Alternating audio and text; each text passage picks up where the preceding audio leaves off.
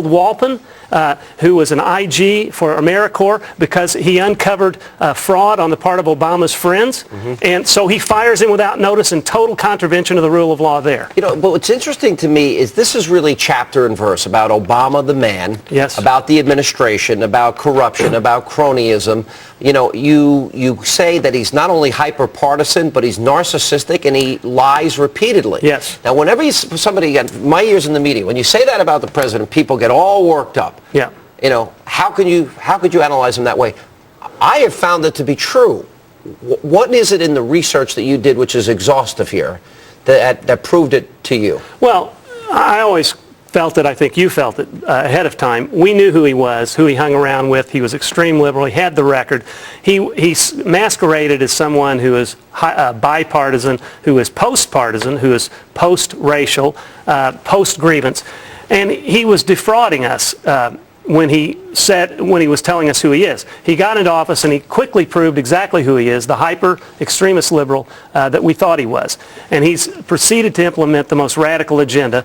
And I think part of it, and we talked about this on radio, he's a narcissist, but he's a different kind of narcissist than Bill Clinton. Well, this is an interesting distinction that you make, because we all know that Clinton was, but what's the distinction? Well, I think Clinton was the kind of guy that wanted adulation. He was kind of a garden variety narcissist, low-level narcissist where he wants to be loved. Now, I'm no psychologist. Robin of Berkeley, who writes a column, talks about it. I borrowed some of the stuff she gets. But this isn't actually, this part's not from her. I think Obama is a serious, sophisticated narcissist in the sense that he's got these grandiose ideas. He's messianic. He thinks that he's really going to fundamentally change America, and he's committed to doing it even if he's a one-term president. That's different from Clinton, who ran by the polls. The way you wrote this in the book, because it did capture my attention, you said, candidate Obama overtly cultivated a messianic image, and his advisors fully bought into the facade of this. Well, and by the way, he wasn't defrauding us there. He truly believes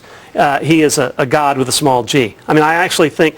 is that why he's taking all these vacations? Is that why he can circumvent the will of the American people on health care, on immigration, on the mosque issue at Ground Zero? Yeah, I actually think that he thinks he knows better, and so that he can cram it down our throats and do what is better and achieve this ideal society as liberals think they can through the auspices of government.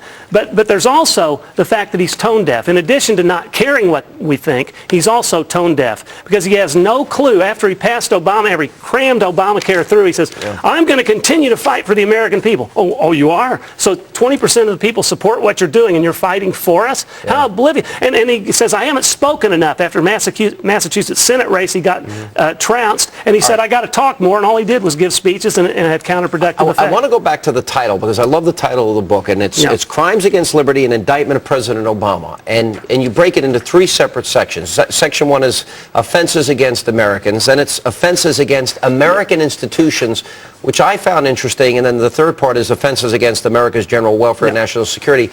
What did you mean specifically by offenses against America's institutions? Well, I'm saying he has no respect for the Constitution. It's a means to an end for him. He appoints judges who will rewrite the law. He will circumvent Congress when it comes to environmental policy by having his EPA declare carbon dioxide a toxic pollutant.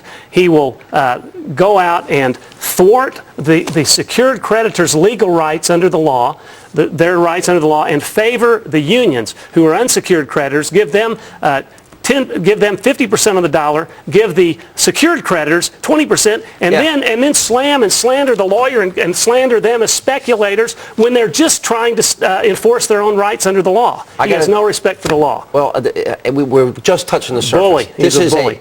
This is a comprehensive. This is it. The Crimes Against Liberty. David Limbaugh is with us, and it's also, the subtitle is An Indictment of President Barack Obama. Now the top nonfiction already just came out today on Amazon, and it's in bookstores everywhere.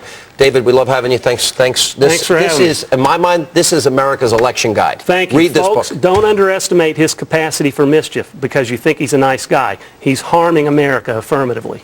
All right, David Limbaugh, good to see you.